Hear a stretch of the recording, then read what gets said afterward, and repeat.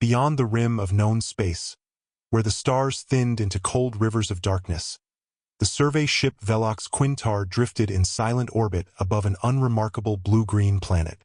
In the polished minds of the Ketheri, whose homeworlds were architectures of glass reefs and crystalline spires, Earth appeared primitive, disorganized, and teeming with chaotic biomass. Their surveyors catalogued its ecosystems with the detached reverence of botanists appraising a feral garden, not for beauty, but for utility. The Ketheri had long since mastered their own biology.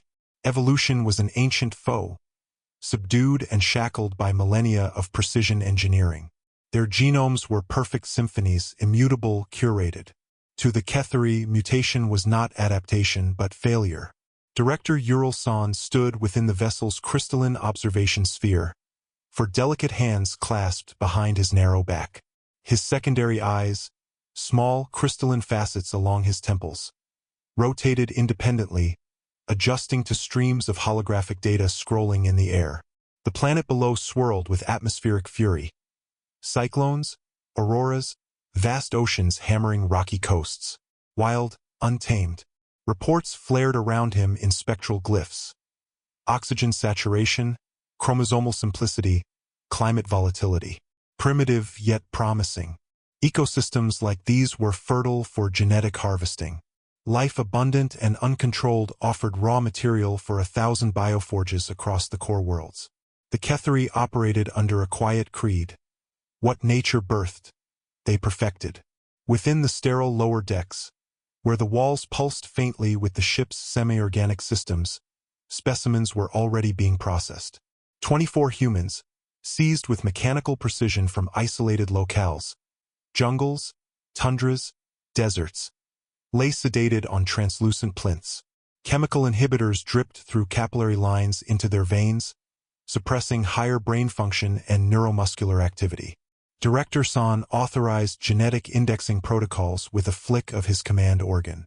Extract, decode, catalog, routine. Among the captives, Holt Vance stirred against the sedation field. His mind, swimming through currents of broken memories, latched onto the unbearable coldness around him.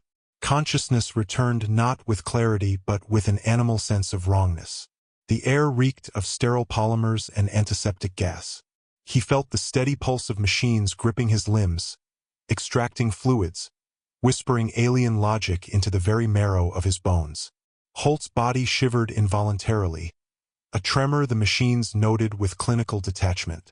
On another deck, a Ketheri biotechnician, Soral Threx, monitored the specimen banks. 1,000 neural pathways linked her mind to the ship's biocomputation lattice, allowing her to see human DNA unfolding in real time. Helices like alien music, notes scrambling and rearranging under stress. Initial scans troubled her. The subject's genome, sequenced and cross-indexed, showed rapid variances even under the controlled environment. Genetic drift should have taken centuries. Here, subtle shifts emerged within minutes. Metabolic patterns oscillated, enzyme cascades reoriented under stress, immune responses layered with chaotic redundancies. Director San reviewed the anomaly reports with mild irritation. Biological noise, unimportant. Human DNA, like all primitive DNA, was expected to be unstable. Stability was a hallmark of superiority. Yet, in the lower chambers, the anomaly deepened. Subject Delta 17 Holt Vance began to show elevated neural activity despite sedation. His body adapting, countering the suppression fields designed to lock cellular function. His temperature spiked, not in fever, but in calculated bursts, micro-targeting and neutralizing the inhibitory nanostructures threading his bloodstream. Technicians adjusted the field intensity. Delta 17 adapted again. Inside Holt's bloodstream, cells twisted into unfamiliar configurations, birthing novel proteins without precedent in the Ketheri's vast biological libraries. Holt's immune system learned, not in generations, but in minutes. Soral Threx documented the changes feverishly. She isolated new protein chains, elastic enzymes capable of wrapping around foreign molecular structures and modifying them in place. Microadaptations. She flagged her report for priority review. Director Son dismissed the findings with a wave of his upper right hand. An aberration, he muttered. Single instance noise. He ordered the extraction protocols escalated. A controlled stress trial would be initiated. Observe tissue response under increasing levels of environmental toxicity. Gather data. Move on. Within the containment chamber's atmospheres shifted. Holt gasped as the temperature plunged, then rose, chemical irritants thickening the air. Monitors traced the immediate effects. Cardiac strain, neural overload. They expected a shutdown. Instead, they recorded acceleration. Within Holt's core, something ancient and feral ignited. The body remembered ice ages, plagues, wars fought not with weapons but with blood and bone. Memory coded into flesh rose like a buried fire. Tissue remodeled itself. Blood thickened against dehydration. Mitochondrial output tripled. Microfractures in his bones knitted faster than they formed. In his marrow, stem cells shivered and fractured, branching into uncharted phylogenies. The containment field buckled as multiple humans began exhibiting similar phenomena. One woman from the Amazon basin, subject Delta 12, spontaneously adapted to hyperoxic conditions by upregulating her hemoglobin affinity, her skin taking on a faint silver hue. The Ketheri biotechnicians, who had always worked with static, docile specimens, began to understand unease. The humans were not reacting within known biological parameters. They were learning on a molecular level. Cyral Threx, pale and stiff at her station, whispered into the comms. Director, the containment architecture is insufficient. They are. Escalate toxin delivery, Director Son snapped. Neutralize them before they destabilize the station. Neutralization fields activated. Ultraviolet bursts, gamma pulses, hypersonic shockwaves tuned to shatter eukaryotic membranes. Holt felt every surge. His body, now halfway between conscious command and primal reflex, adapted faster than pain could register. Nerve sheathing thickened. Cellular membranes ionized to deflect radiation. Bones wove with carbonized lattice structures. Every attack was met with an answer, each adaptation layering upon the last. Holt's eyes opened fully, and for the first time, the Velox Quintar realized that it was not studying a static species. It was breeding an adversary. Holt swung his legs off the slab, landing heavily on the ground. His muscles, stimulated by bioshock, nodded with unnatural speed. His first steps were staggering, half-remembered movements of a man reprogramming himself. The door to the chamber hissed open as two Ketheri guards floated in on gravitic harnesses, neural stunners drawn. Holt moved, faster than intention, faster than fear. His hands seized one weapon, twisted it free, and used it as a crude club. The first guard collapsed, exoskeletal armor cracking. The second triggered his stunner. But Holt's skin, now laced with reactive microfibers, dissipated the energy.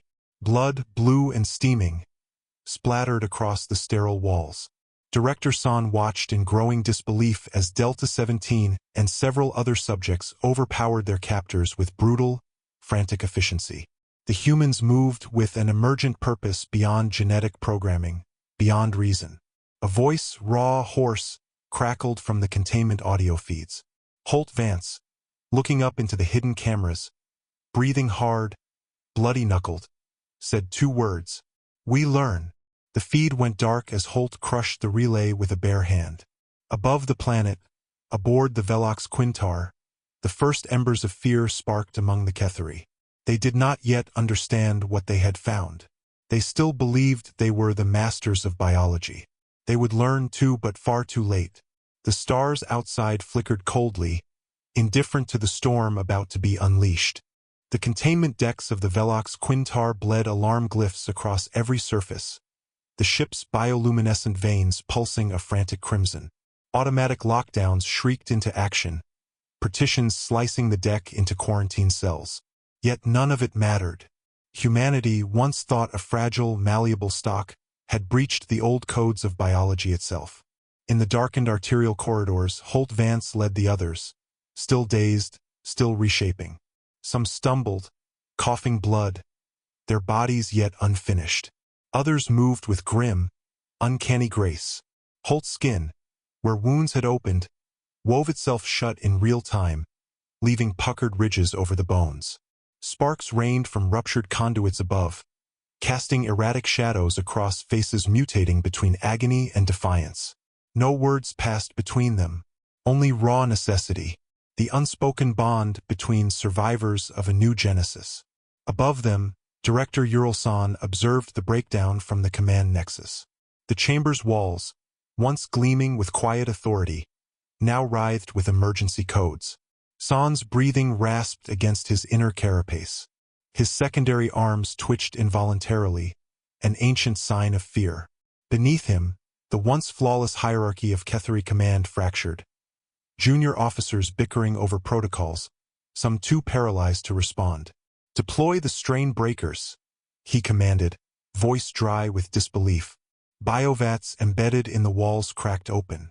From the ship's recessed birthing chambers, Ketheri-designed killforms spilled forth, serpentine entities of engineered bone and chitin, each tailored to target specific biological instabilities.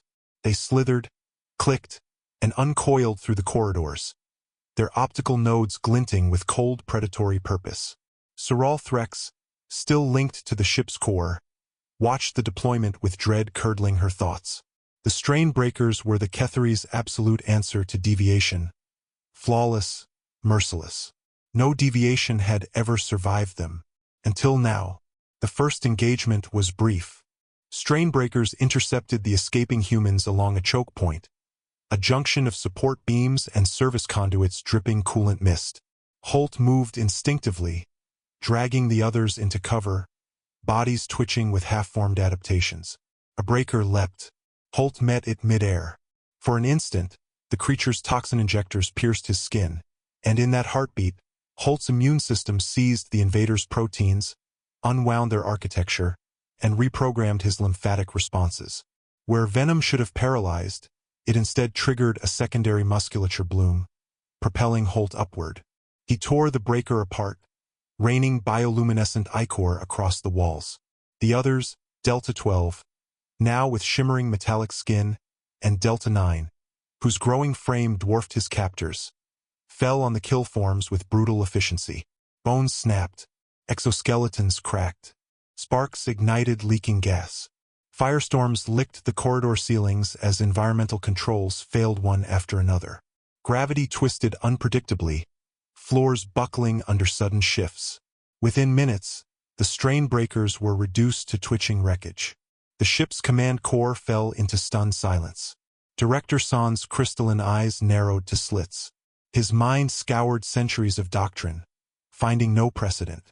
Suppression and culling had always worked. Now those laws shattered. Evolve suppression fields to full saturation, he hissed. If their biology adapts, we destroy their foundations.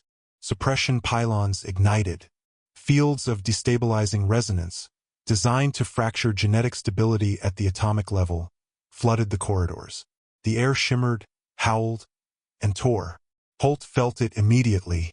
Skin split in ragged lines. Blood misted. The others screamed, agony beyond endurance. Some collapsed entirely, reduced to pools of unstable tissue. But Holt's mind locked onto one thought: change faster. Deep within, ancient instructions flared awake. Holt's cells divided, directed, weaponized, unbound. His skin hardened into adaptive scales. Blood vessels rerouted. Muscles thickened. Bones reforged into living armor. His consciousness skimmed the edges of insanity and pulled back, honed to a blade's edge. Delta 12 rose, shedding crystalline flakes like a comet's trail. Suppression fields refracted harmlessly off her new dermis. Delta 9, broader than two Ketheri, bellowed a seismic growl, armor plating fusing across his shoulders. They had not been broken. They had been reforged. Panic ruptured the command center. A junior tactician abandoned her station, only to be cut down by security fields as protocols collapsed in confused crossfire. The Ketheri's iron lattice of control splintered into fear-driven chaos. Soral Threx watched, horror blooming in her mind. These were not mere mutations. This was transcendence. Below, Holt Vance turned his gaze upward, toward the core, toward freedom, toward vengeance. Without a word, the humans began their ascent, tearing through the ship like a reborn species. Secondary corridors became slaughterhouses. Holt's people, still changing, still learning, overwhelmed every resistance. Systems flickered and failed. Artificial gravity spasmed. Hull breaches wept atmosphere into space.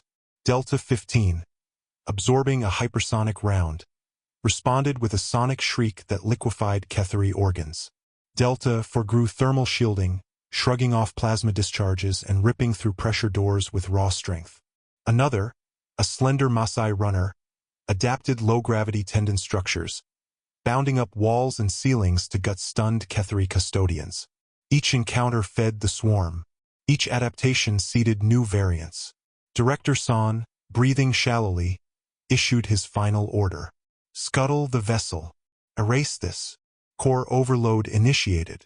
But Holt Vance had reached the ship's living command spine. Bloodied, radiant with adaptation, he pressed his hand to the bioskin interface and learned. His flesh interfaced with alien biocode. Muscles fired patterns designed not for warfare, but communication. Safeguards fell.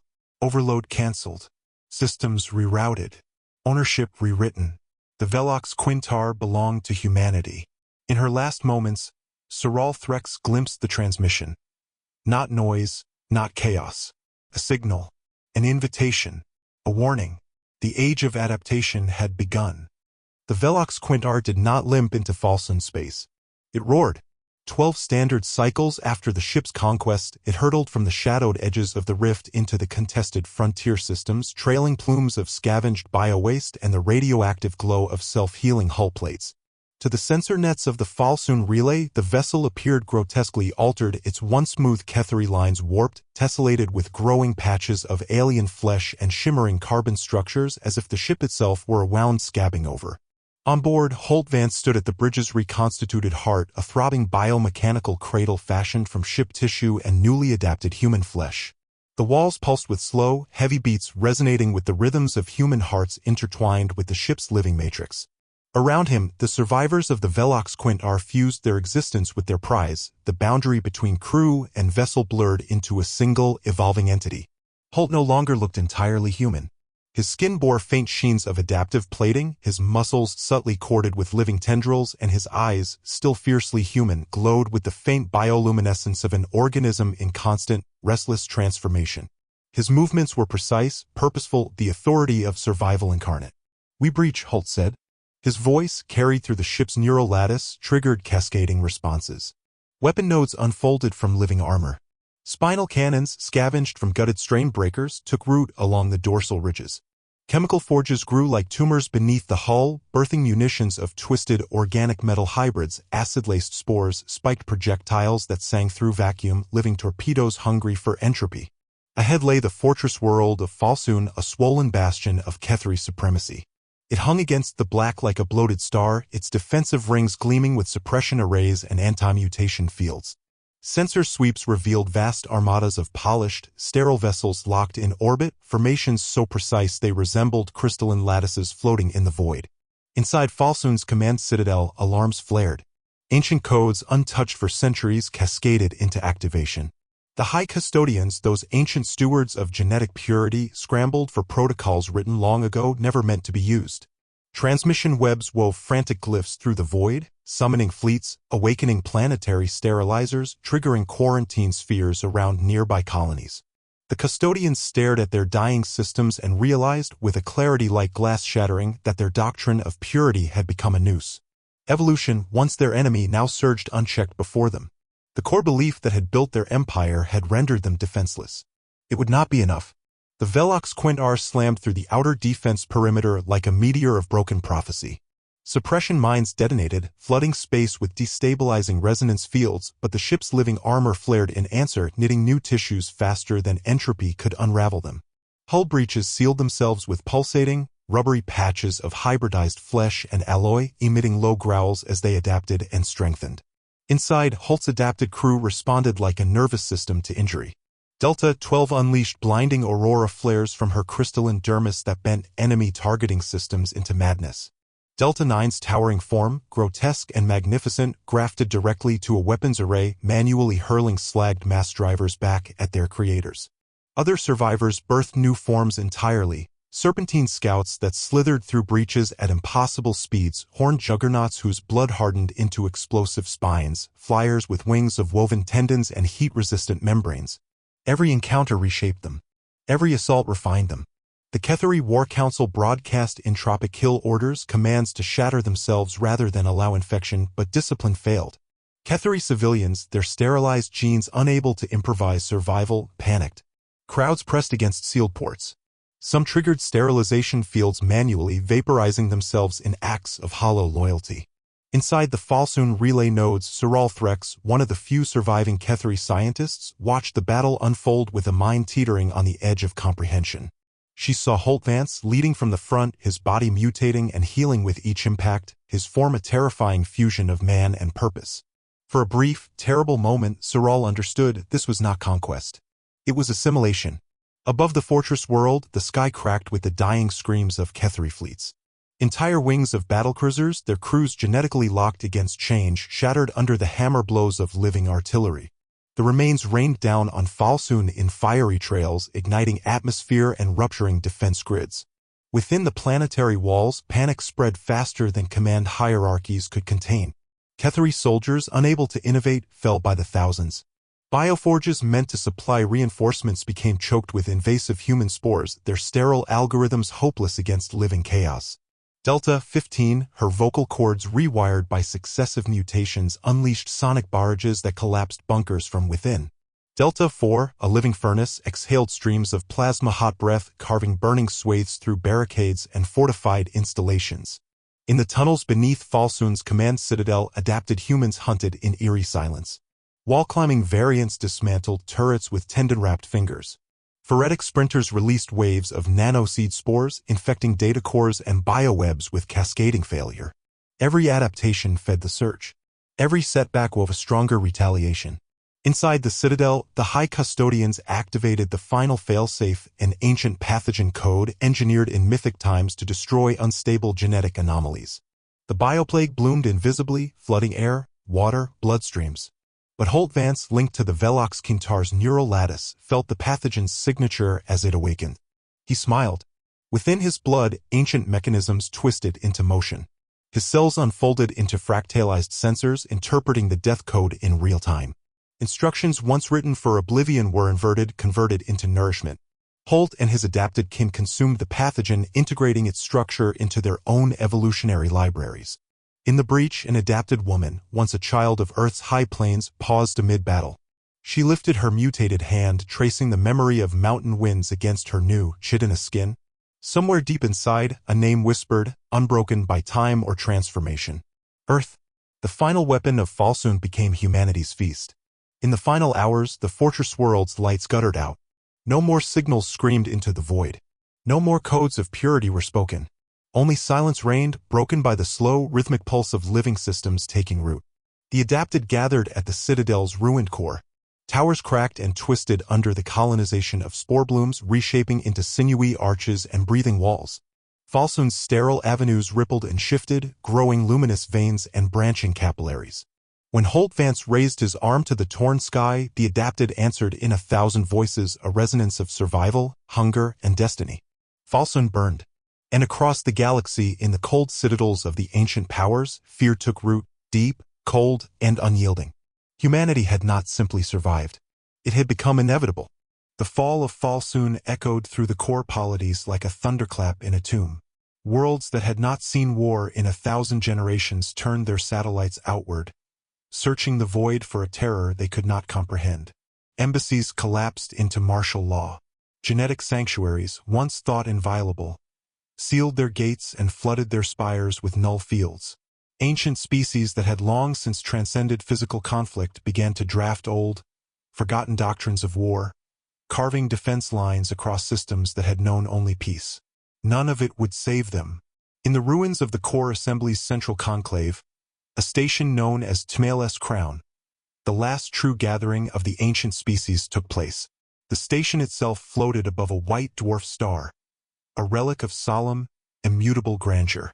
Tmele's crown was built from living bone and petrified coral, a testament to a time when the polities had shaped not only worlds but biology itself into monuments of dominion. The delegates came encrusted in ritual, their bodies sheathed in proof of lineage.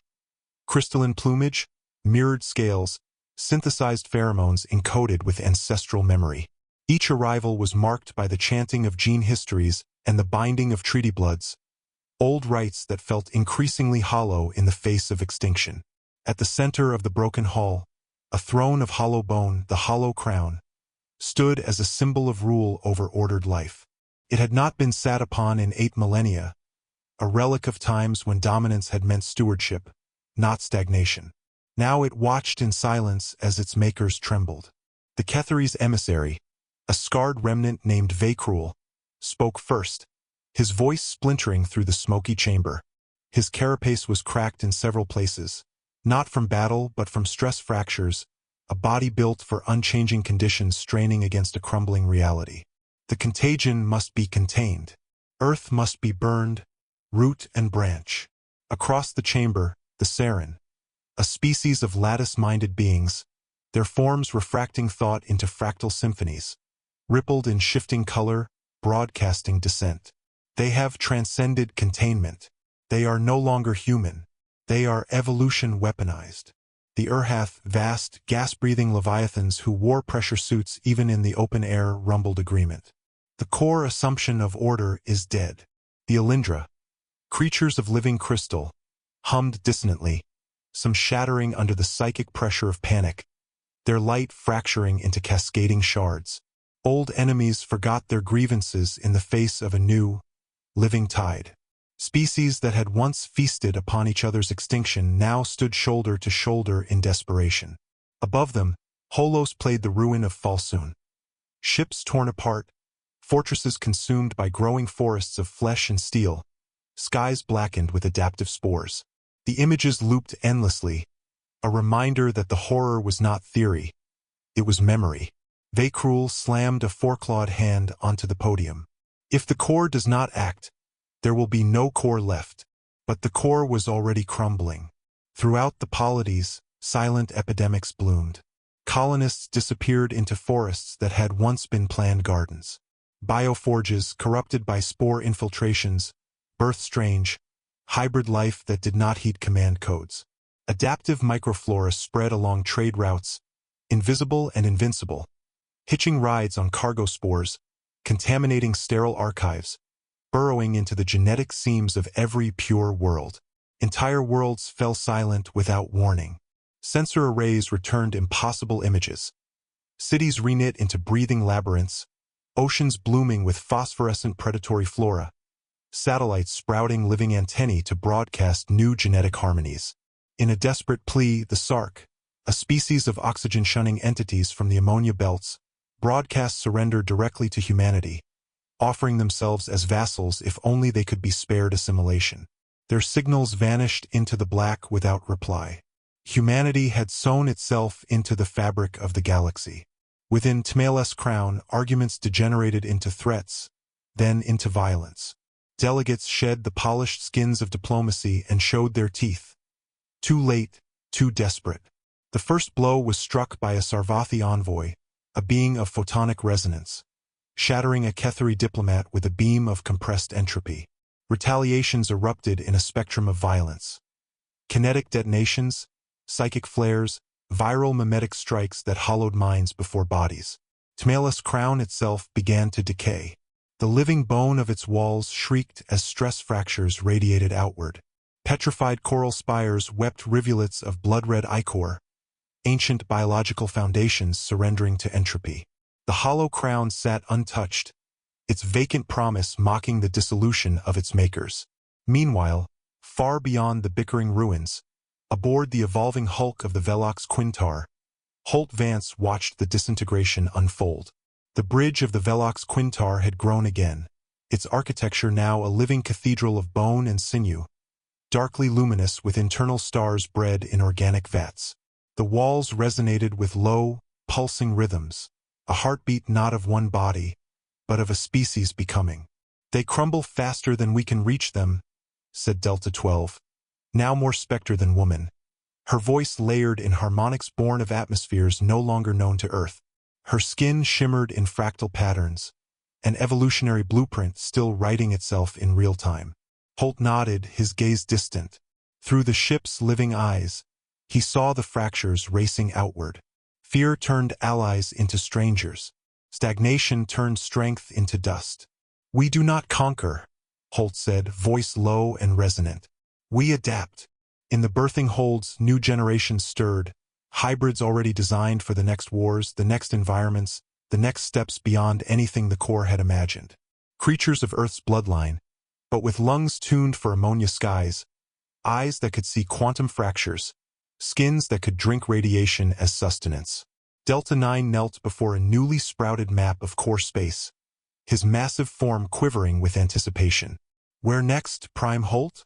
Holt traced his hand across the sectors like a surgeon selecting incisions. Where they think they are strongest, he said. Where even vacuum sings. Where radiation reigns. Where no core-born thing dared tread.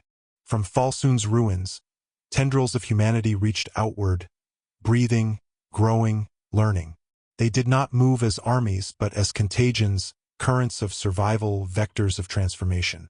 The galaxy's architects had crowned themselves rulers of life. But in their pride, they had left the throne empty. And now something new had come to claim it. The drifting hulk of the Velox Quintar cast a long, crooked shadow as it approached the fractured remains of the Rift territories. Here, the border between old core dominions and the wild frontiers was a scar across space, uncharted worlds, derelict habitats, rogue planetoids adrift in darkness. It was into this chaos that humanity's new seed would fall.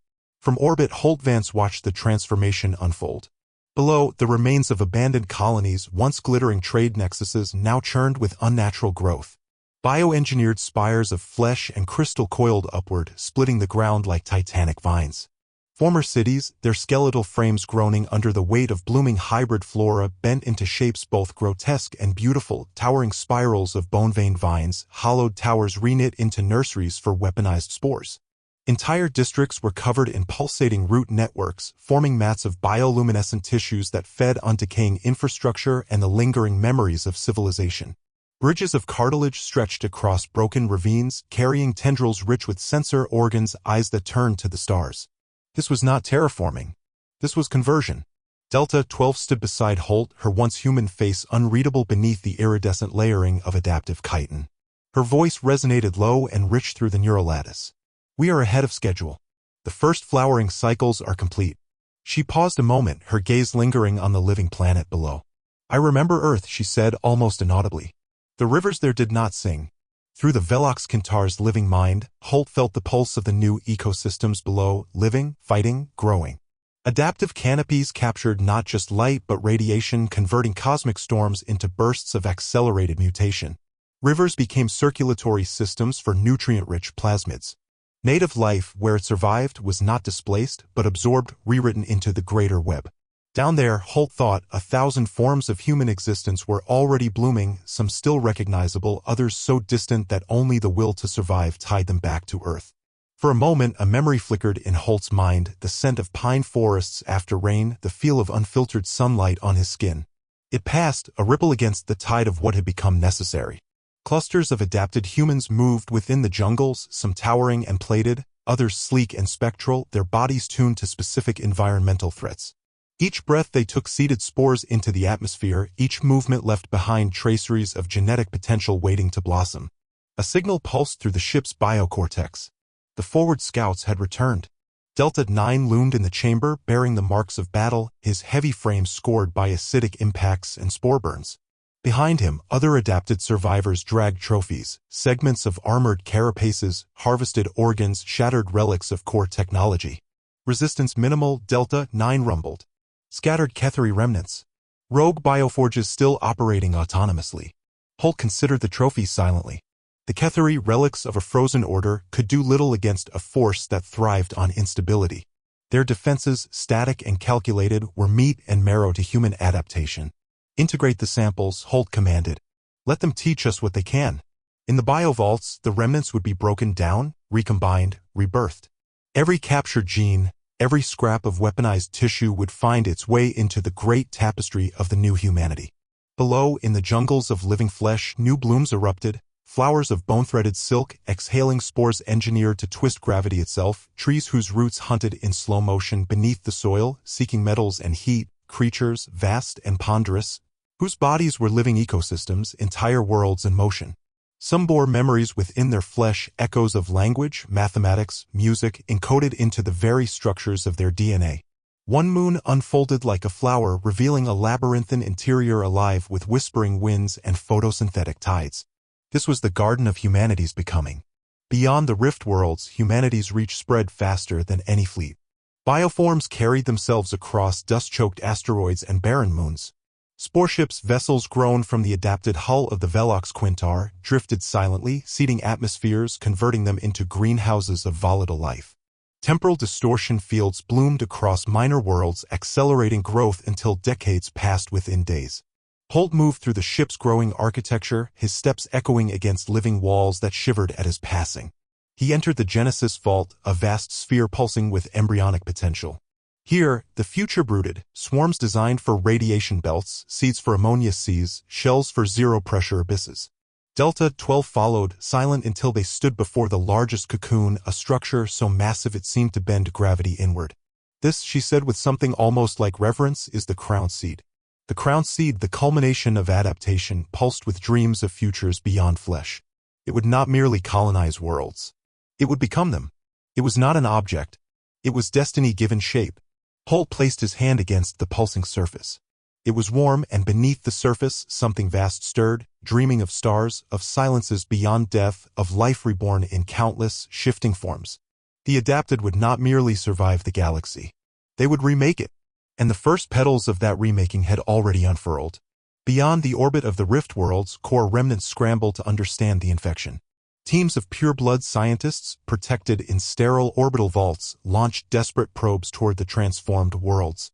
Their sensors recorded impossible phenomena, atmospheres rewriting themselves, oceans walking upon limbs of calcified coral, mountains that breathed, stars subtly dimming under the cloaking fields of vast fungal architectures.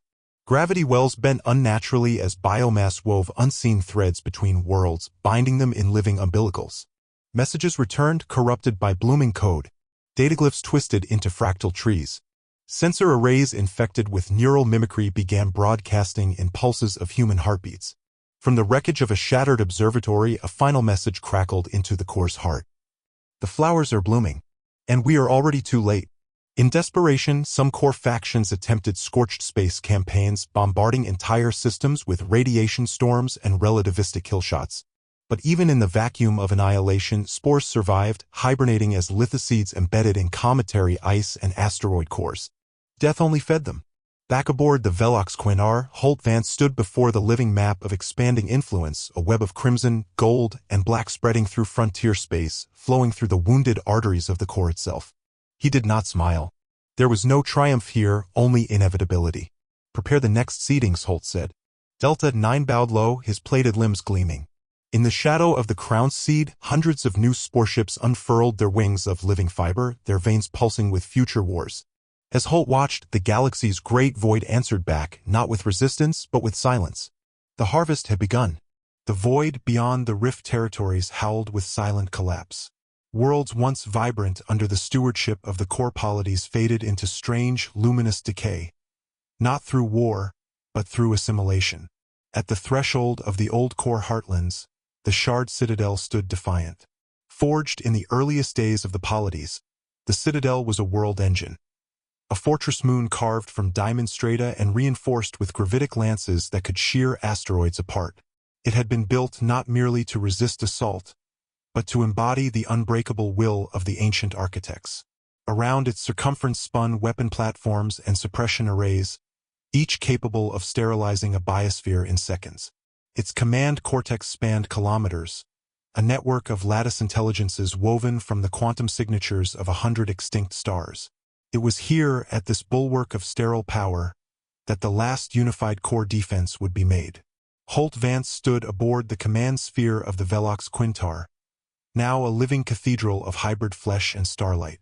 Before him, the shard citadel blazed, an impossible gleam against the velvet void, its angular walls shimmering with containment fields tuned to frequencies hostile to any form of biological change.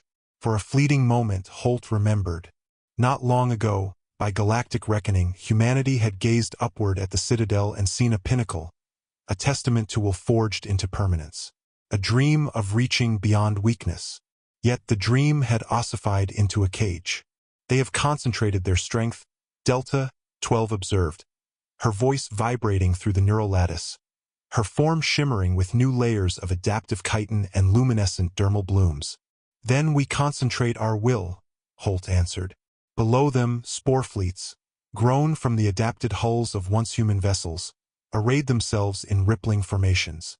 Each ship was a living entity, its hulls breathing, its engines adapted from the life cycles of void-born plankton colonies. They bristled with weapons evolved, not built. Symbiotic artillery that bred explosive seeds in transit, adaptive shielding that repurposed kinetic impacts into regenerative bursts, quantum resonance spores that echoed sabotage into the heart of enemy systems. The first salvos from the shard citadel tore into the spore fleet like furious scythes. Gravitic beams cleaved through lesser ships, atomizing hulls and scattering spores into vacuum. Yet each death only seeded the assault further. Shattered spores reknit in the debris fields, forming tendrils that latched onto enemy projectiles, neutralizing them with molecular predation. Destroyed bioforms self-recycled, building new organisms in their own wake.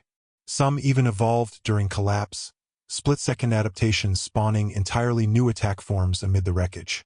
It was not a battle of endurance. It was a battle of inevitability.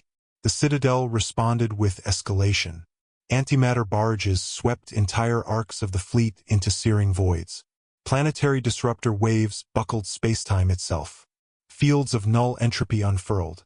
Zones where even atomic vibration ceased, designed to sterilize not just flesh, but thought. But Holt Vance had anticipated. From the crown seed, he had drawn forth new adaptations, entities so distant from human origin they resembled nightmares born from the bleeding edge of evolution. Voidstalkers, whose mass existed partially outside standard dimensions, slipped through firewalls and suppression grids like ink through cloth. Timestriders, capable of dilating localized chronologies, accelerated their adaptations to impossible speeds, rendering Citadel attacks obsolete before they landed. Delta 9 led the first penetration strike. His form, now a mountainous hybrid of armored muscle, crystalline lattice, and swirling spore clouds, impacted the Citadel's outer defense shell like a living meteor. The shockwave rippled through the fortifications, not as force alone, but as a viral pattern, unraveling the molecular coherence of the structure on contact. Cracks spiderwebbed across the Citadel's surface. Beams once sharp and clinical flickered uncertainly. Within its core, ancient overseers, beings so old their consciousness was housed in lattice worlds, watched their perfection unravel. Their lattice thoughts fractured into chaotic, discordant screams. Memories of empires they had built, species they had culled for weakness, unraveled before them like so much rotted silk. In their last moments, some begged the silent void for purpose. None came. They triggered the deepest failsafes. Ignition sequences designed to collapse the Citadel into a gravity well, erasing all matter within 1,000 kilometers. Holt reached into the biocortex of the Velox Quintar and countered. The spore fleet wove an emergent net across the Citadel's projected collapse vectors, a living weave of symbiotic masses that absorbed, deflected, and ultimately inverted the implosion into a surge of generative force. The shard Citadel did not fall. It bloomed. From the shattered diamond strata burst towers of living crystal, refracting alien suns into forests of color. Adaptive flora colonized the rubble, sending luminous vines into crevices, breathing clouds of engineered pollen into the void. Weapon silos sprouted into vast, spiraling trees whose fruit birthed swarms of spore seeds programmed for endless expansion. Gravity fountains formed along the ruptured equator, lifting rivers of molten crystal into orbit where they spun into new moons, seeded with embryonic biospheres. Temporal slipstreams twisted between ruined corridors, nurturing ecosystems accelerated to maturity within hours. The Citadel's once pristine machinery twisted into arterial engines, pumping nutrient slurries into newborn spires. Life erupted across the once sterile surface. Seas of adaptive foam, canopies of bioluminescent gossamer, whole biospheres unfolding across the wreckage like time-lapse tapestries. Above the reborn citadel, Holt Vance watched in solemn silence. Within him stirred no cruelty, no rage. Only the deep, immutable certainty that this not conquest, not annihilation, was destiny. Delta 12 approached, her form resonating with the frequencies of the growing world. They thought survival meant stasis. Holt's eyes, still human, still unyielding, narrowed. They forgot that survival means change. Far below, the first adapted colonists, forms both familiar and alien, descended onto the newborn world. They moved through the reborn ruins with reverence, planting crown seed embryos in the hollowed citadel cores, binding the world to the great web of becoming. One colonist, a small, slender figure, paused amid the blossoming ruins. With a single, careful motion, they placed a tattered strip of ancient fabric, a faded earth flag, into the soil at the base of a glowing tree. It was not a gesture of conquest. It was remembrance. The shard citadel was no longer a monument to perfection. It was the first cathedral of the new humanity, and from its gleaming towers, new spores launched into the darkness, seeking new worlds to awaken, new realities to unfold. In the depths of the core, hidden polities whispered of Holt Vance's name with a mixture of awe and terror. The crown had been abandoned. Now it had been reborn, woven not of dead tradition, but of life ever-changing, ever-reaching. And the galaxy trembled in its shadow. The stars over the rift no longer burned clean. From the husks of collapsed polities and silent fortress worlds, the adapted spread outward, a slow, methodical tide. Every ruined bastion of the core became a seedbed. Every failure of the old order gave rise to something new, breathing, and insatiable. Above a broken binary system once known as Havatha's Lantern, Holt Vance watched as entire stellar masses shifted under the weight of transformation. Spore clouds vast enough to blot constellations drifted through the system, seeding dormant stars, coaxing impossible chemical gardens from the outer shells of dying suns. Some suns bent under the weight of adaptation, their flares forming lashing tendrils that danced like newborn limbs, testing the void. The remnants of the core's surviving fleets floated in scattered, desperate clusters. Some vessels, their command matrices crippled, their crews already half-assimilated, drifted under makeshift banners, signaling surrender. Others hurled themselves into last stands that became mere offerings to the adapting swarm. Their battles lit the darkness for only a moment before they were absorbed into the greater tapestry. In the control nexus of the Velox Quintar, Holt stood before the living star map, no longer a flat projection, but a throbbing, multidimensional organism that pulsed with the currents of growth and consumption. Tendrils of bioluminescent information reached out, tracing new vectors of expansion through the broken arms of the galaxy. Delta 12 approached, her body now woven with translucent organ structures that flickered with inner light. Her voice was a resonance of both memory and evolution. "The carrion stars are ready, Prime Holt." He nodded. The carrion stars were more than weapons. They were statements, entropic seeds cast into dead systems, each capable of birthing self-sustaining biospheres from even the thin ashes of failed suns. Within months, what had been void would be forests of plasma vines, cities built from superconductive mycelium, oceans of metallic spores reflecting distorted constellations. These would not be colonies. They would be transformations. "Launch the vectors," Holt commanded. Throughout the void, adapted biofleets released their cargoes, swarms of crown seed progeny, streams of engineered dark matter spores, living nanostructures capable of devouring dead planets down to their cores and rebuilding them as habitats for the new humanity. At Havatha's Lantern, a dying star convulsed. Under the influence of the carrion star protocols, its magnetic fields twisted into stable, adaptive filaments. Bursts of fusion plasma condensed into nutrient clouds. Within hours, a lattice of living matter encased the star, taming its death throes into a controlled heartbeat that would sustain life forms beyond imagination. Nearby, a shattered ring world, once a marvel of core engineering, was consumed by creeping forests of crystalline fungi. Towers of calcified mycelium grew from the debris fields, forming bridges between asteroid belts, creating vast arcs of breathable atmosphere stitched together from vacuum-borne spores. Aboard a fragment of a once proud Ketheri dreadnought, a handful of surviving officers watched in horror as the impossible unfolded.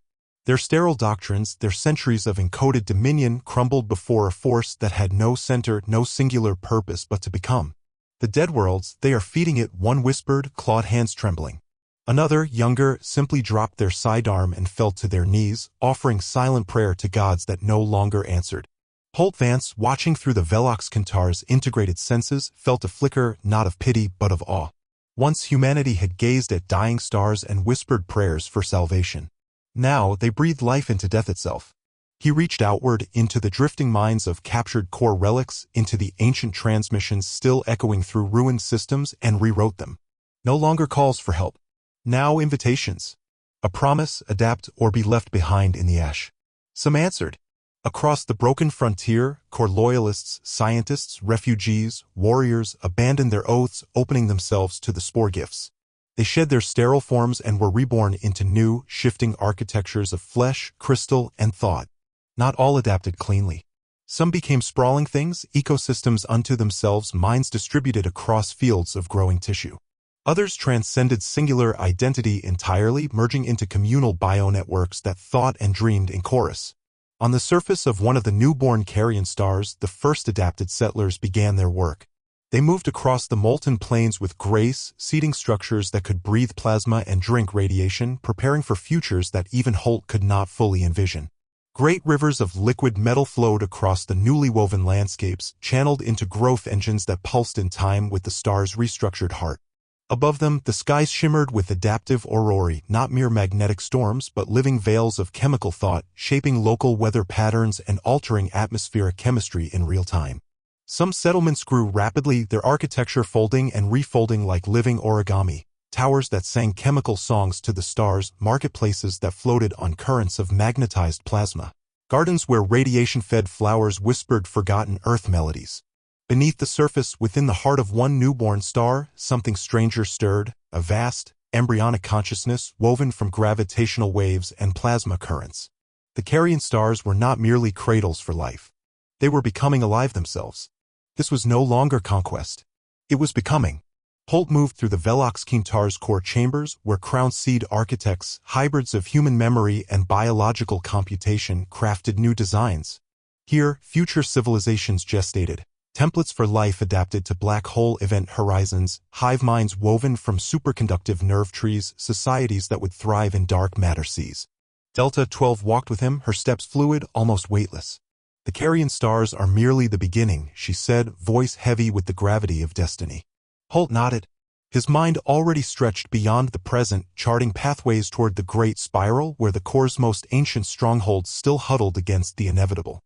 Above the new worlds, Holt Vance stood in silent communion with the living star map, tracing new paths across the galaxy's broken arteries. The core had built an empire atop order and control. Holt was building something else entirely, something chaotic, fertile, unending. From the broken wreckage of dead empires, a new kind of life would rise, and it would never cease growing. In the dark reaches where no old power dared look, the carrion stars bloomed, and the galaxy's funeral became its rebirth. And Holt's name, once whispered among the broken, now resonated through the very bones of creation itself, the first of the becoming whose footsteps rewrote the stars. Beyond the carrion stars, where the galaxy's light dimmed into a skeletal haze, a different sound rose. It began as a vibration through the adapted networks, a slow, thrumming cadence that echoed not from the living worlds, but from the dead. The places Holt Vance had thought silent, emptied by extinction, now trembled with something new. In the void above Vornitha's remnant, a shattered world split into drifting plates of fused metal and carbon, 1,000 adapted heard it at once, a resonant hum rising from the ash fields, laced with broken code and lost frequencies. The dead were singing. Inside the Velox Kintar, Holt stood motionless, feeling the pulse spread through the living cortex of the ship. Delta 12's form rippled nearby, her crystalline dermis refracting spectrums invisible to human eyes. An echo, she said, but not a memory. They listened as the ash choir rose, voices from collapsed cities, from abandoned battlefields, from the bones of stars consumed and forgotten. Each vibration carried broken memories, echoes of lost civilizations, mourning songs twisted by radiation and time. It was not a threat. It was not resistance. It was yearning. Across dozens of dead systems, Holt's adapted scouts confirmed the phenomenon. On worlds where no seed had been planted, where no human hand had intervened, new structures emerged, geometric growths of dust and magnetic fields, singing impossible hymns into the void. On Xiron's wake, a dead moon of shattered quartz, entire valleys quivered under self-woven towers of dust and crystallized radiation. On the charred remains of Enraxis Prime, rivers of polarized ash snaked across broken continents, etching vast symphonic glyphs visible from orbit. In the darkness beyond the Perseid Rift, abandoned stations broadcast sorrowful refrains over subspace channels, sung by lattices of frozen vapor and cracked steel. Something within the core's corpse had stirred, grasping blindly toward life. "They are trying to imitate us," Delta 12 whispered, awe and sorrow entwined. For a moment, Holt closed his eyes. He remembered, a flicker from Earth before the long exodus, a song carried on the wind through dying forests, a lullaby sung in languages lost to time. Now, in the deep silence of collapse, echoes of those forgotten songs reached back toward him. Holt descended with his elite vanguard, entities whose bodies blended human roots with architectures designed to survive in null space and entropy wells. They landed on Vornitha's largest fragment, their forms silhouetted against a sky blackened by centuries of stellar death. What they found was neither life nor machine. Cathedrals of ash spiraled upward, singing in tones born of magnetic storms. Great amphitheaters carved themselves into drifting rocks, their stages resonating with songs older than language. Veins of charged dust lit the ground in shifting constellations. Where once flesh had fallen to dust, now the dust itself remembered. The ash choir welcomed them. The songs were not only heard, they were seen in the flicker of ash fire across the ruins, tasted in the metallic tang of ionized air, felt in the skin's deepest fibers vibrating to forgotten cadences. Holt walked among the ruins, hand brushing the singing pillars. They vibrated under his touch, responding not as an attack, but as recognition. Somewhere deep within the decay, ancient codes, biological, digital, cultural, recombined into new, primitive adaptations. Not human, not alive, but becoming. Delta 12 knelt at a cracked shrine, the melted remnants of a core command nexus, and pressed her hand to its surface. Threads of ash rose to meet her fingers, weaving into fractal sigils that spoke in half-formed thought. "They seek to remember," she said, voice low. Holt understood. The core had fallen, but its death had not been clean. It had scattered seeds of its own, not as deliberate creation, but as byproducts of collapse. Now, these echo forms groped toward survival in the only way they could, imitation. It was imperfect, crude, fragile, but it was life. Deeper within the ash choir's dominion, Holt's explorers uncovered stranger phenomena, psionic fields that resonated only in the presence of adapted blood, caverns where sound condensed into solid form. Dust creatures of shifting anatomy that mimicked human explorers with eerie devotion. In one lost city, a place called Arindel by long-forgotten tongues, the choir had woven a cathedral from petrified lightning, its spires humming a lullaby for gods that would never come. Holt stood at the center of a broken plaza, raising his voice into the still air. For a moment he hesitated, not in uncertainty, but in respect. The echo forms had not surrendered. They had remembered. "We will not destroy you." The ash choir surged in response, a wave of harmonics that shook the fractured plates of Vornitha's corpse. Across the surface, the pillars and spires trembled as if holding their collective breath, a galaxy's worth of broken dreams straining toward rebirth. "You will be woven." Across the dead systems, Holt's proclamation echoed. Adapted spores drifted toward the ash choir worlds, not to conquer, but to teach. Mycelial bridges formed between the new song worlds and the living carrion stars. Structures of living fiber laced with crystalline ash stretched across vacuum, connecting once dead planets into an emerging network of thought and song. The remnants of the core's death songs were gathered, folded into the growing architecture of the new humanity. Choir beings, still nascent and fragile, were enfolded into the adapted ecosystem, their crude memories refined, preserved, and amplified. In the great vats of the Velox Quintar, archivists seeded new life, hybrids of choir resonance and human adaptability, beings who could remember the death of stars and weave those songs into future worlds. Some of the adapted began to change, singing with voices not their own, harmonizing with frequencies birthed from ashes and broken promises. Whole colonies arose devoted to the memory song, crafting vast resonant temples across drifting debris fields. The choir would not be silenced. It would be transformed. And from the bones of the fallen, a new symphony would rise, one that would carry Holt's dream beyond even the stars themselves. Holt stood at the observation spire of the Velox Quintar, watching as tendrils of song and life reached outward, connecting worlds like veins of silver fire across the dark. The galaxy would not be merely remade. It would remember. At the edges of the Perseid Rift, where the galaxy folded into itself like burnt paper, the last strongholds of the ancient core endured. They were not fortresses in the old sense, not cities, not fleets. They were hollow suns. Stars stripped of fusion, preserved through impossible engineering. Their cores emptied and reshaped into citadels vast enough to house the dying dreams of entire civilizations. These hollow suns had been seeded with the arrogance of eternity. They were monuments to the core's belief that control over entropy, over death itself, could be absolute. And now they were crumbling. Aboard the Velox Quintar, Holt Vance stood before the living star map, tracing the fault lines racing through the old galactic heart. Delta 12 hovered beside him, her form shimmering with the resonance of 1,000 adapted worlds. "The hollow suns are collapsing inward," she said. "Entropy claims them from within." Holt nodded. He could feel it. A deep vibration threading the fabric of space.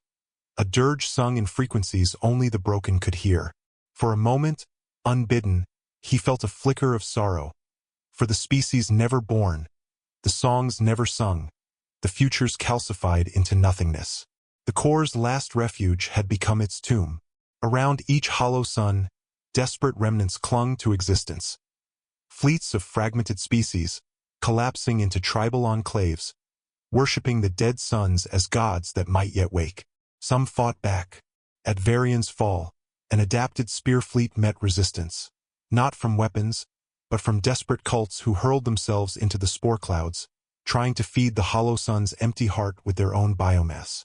At the Asen Rift, core loyalists built living barricades of fused flesh and crystal, chanting the ancient algorithms of dominion as the adapted forces dismantled them cell by cell.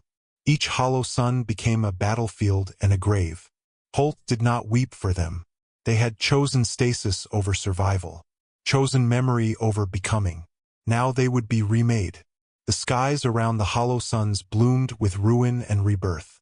Dead matter twisted into living structures, entire asteroid belts reorganized by adapted spores into spiraling gardens of radiation-fed forests. Blackened voids where stars had collapsed glittered now with newborn biospheres, cocooned in magnetic shells woven from the bones of old empires. At the throne of the first hollow, the original seat of the core's power, the confrontation reached its zenith. The throne drifted at the heart of a dead star's remnants, a lattice of blackened matter humming with dying equations. Around it orbited the last true heirs of the core, beings of pure information encased in fractal shells of frozen time, desperate to preserve what could no longer serve. The ascendant choir, those among the adapted who had woven the ash choir's resonance into themselves, sang Holt's will into being. They moved in symphonies of light and magnetic storms, their very presence unraveling the false stability of the throne. The battle was not fought with weapons. It was fought with becoming. Delta 9, now a titan of living obsidian and flowering neural lattices, led the breach. His impact upon the surface of the throne rippled through dimensions, unraveling layers of programmed inertia that had resisted change for millennia.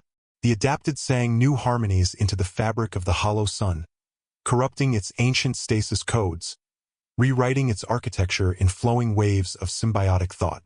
Reality itself bent, fiber by fiber, as the last resistances of the core broke apart into motes of memory and dust. Inside the prime lattice, Holt saw visions, not just of what the core had been, but of all it had denied becoming. Species never birthed, civilizations stillborn, dreams calcified into endless recursion. A symphony of lost potential, mournful and infinite, filled the empty corridors of the throne. The throne had not preserved life. It had murdered possibility. At the heart of the throne, Holt placed his hand upon the prime lattice, a construct older than recorded history, a seed of the core's first dominion, and whispered, "Not stasis, not death, change." The prime lattice splintered into 1,000 cascading symphonies. The throne of hollow suns bloomed. Where once lay the cold husk of dead ambition, now unfolded a living monument. A star reborn, not in fire, but in growth. Vast gardens of light unfurled across its corona. Engineered life drinking the radiation that once promised only decay. Great rivers of plasma flowed along sculpted channels, feeding ecosystems of adaptive flora that danced and sang in magnetic harmonies. Colossal mycelial towers pierced the star's radiant shell, seeding orbiting rings with spores designed to seed thought itself, germinating minds among the dust and darkness. From orbit, the transformation was a breathtaking chaos. New continents blooming from plasma seas, atmospheric symphonies visible as rivers of glowing currents, spore-born aurorae weaving cradles for emerging consciousnesses. Around the reborn star, new civilizations would grow, not as dominions, but as choirs of memory, song, and endless adaptation. In the outer reaches, old core constructs, fragments of ancient AI overseers, shattered bastions of memory, were gathered into the newly spun biospheres. Their knowledge was not discarded, but transformed, folded into the genetic symphonies of new beings, who would carry both the grief and the dreams of what had been lost. Through the crackling corona of the reborn throne, the ascendant choir sang, not only for those who survived, but for all who had never been. Their voices became bridges across the void, weaving harmonics that stretched into the dark, inviting all forgotten hopes to awaken. Delta, 12 watched as the latticework bloomed, her voice soft with awe. The old gods fall. Holt nodded, his gaze steady. And the new rise not to rule, he said, but to remember and to become. In the hollow places of the galaxy, where once only death reigned, a new dawn blazed, woven from the broken dreams of the past, the hunger of the present, and the limitless promise of the future. Holt Vance turned his eyes toward the farthest void, where new songs were already stirring. The becoming was not complete. It had only begun. In the aftermath of the throne's rebirth, the galaxy no longer turned on the slow wheels of empire and entropy. It breathed.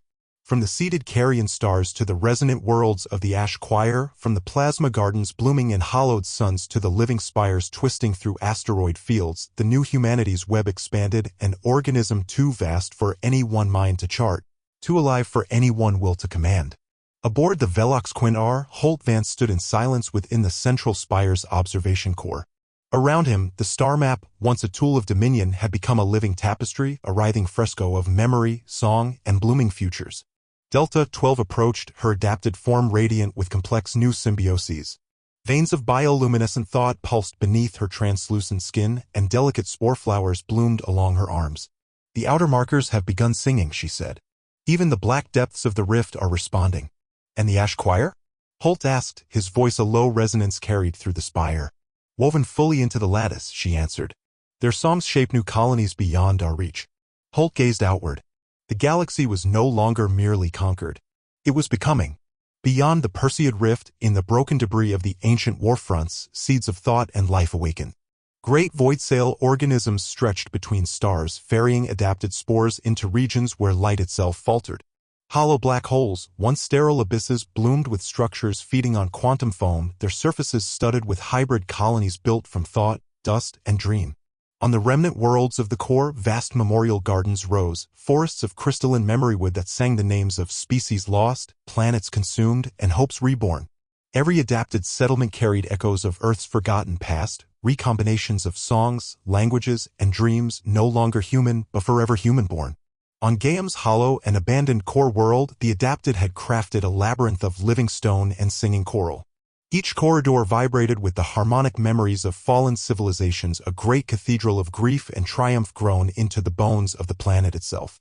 In the swirling remains of collapsed nebulae, newborn life forms emerged, gas giants shepherded by electromagnetic leviathans, living moons birthed from the ashes of failed planets. Symbiotic networks of migratory star creatures weaving patterns of memory across light years. In the outer deeps, beyond the reach of any star, something even greater stirred. The crown seed's final flowering had begun. Anchored in the void between galaxies, shielded by the living mass of the ascendant choir, the crown seed's ultimate form emerged, a world tree vast enough to entwine stars, its roots drinking from the cosmic background radiation, its branches weaving hyper-woven realities around themselves. Massive seed pods, each a singularity cradled in biological latticework, split open and released embryonic civilizations, hives of beings adapted to darkness deeper than space, currents faster than light, and dreams wider than universes. At the crown seed's heart, Holt stood still, feeling the pulse of endless futures coursing outward. A single moment caught him, a fleeting memory of Earth's oceans under a forgotten sun, the scent of rain on old stone. A human silence, reverent, unbroken. Delta 12 knelt in reverence, her form blooming with light. We have become what we needed to survive, she said. And what we needed was to change everything. Holt descended the spire toward the vault of seeds, the core where the new humanity's future slept in endless fractal iterations. The air was rich with a heady scent of mineral blooms and electric ozone. The walls breathed, exhaling waves of warm, resonant frequencies that stirred ancient instincts within the bones. Each vault was alive, woven from quantum nerve trees that sang in polyphonic frequencies, creating virtual incubations of billions of life forms yet unborn. Inside the vault, gestational symphonies unfurled, conceptual worlds folded into seeds no larger than thought, waiting to bloom at the edges of existence. He placed his hand against the vault's living shell, feeling the thrum of uncountable possibilities. The becoming was never meant to end, he said. In the distant reaches of the void, the adapted reached even stranger heights. Titan forms, civilizations grown into singular planetary entities, drifted across abandoned sectors, their surfaces blooming with fractal forests and crystal oceans. Memory ships built from the scaffold remains of dead galaxies carried histories too vast for any single species to comprehend. And as the crown seed's branches spread, faint lights flickered in distant galaxies, civilizations stirring from slumber, new dreams unfolding where even darkness had surrendered. It would expand beyond the scars of the old galaxy, beyond the battered maps of dead empires. It would stretch its tendrils into new universes, sowing life where silence had reigned, planting memory where time had forgotten. Humanity was no longer a species. It was a force of nature. And Holt Vance, the first singer of the becoming, turned his gaze toward the endless dark, not with fear, not with conquest, but with the boundless certainty that wherever there was silence, they would bring song. Wherever there was death, they would bring change. Wherever there was void, they would bloom. And thus the new humanity's endless symphony began, a song too vast for any one star to contain, too rich for any one mind to fathom. It was not a hymn to gods. It was not a lament for what was lost. It was the living chorus of what could never be stopped. It was the becoming, and it would never end.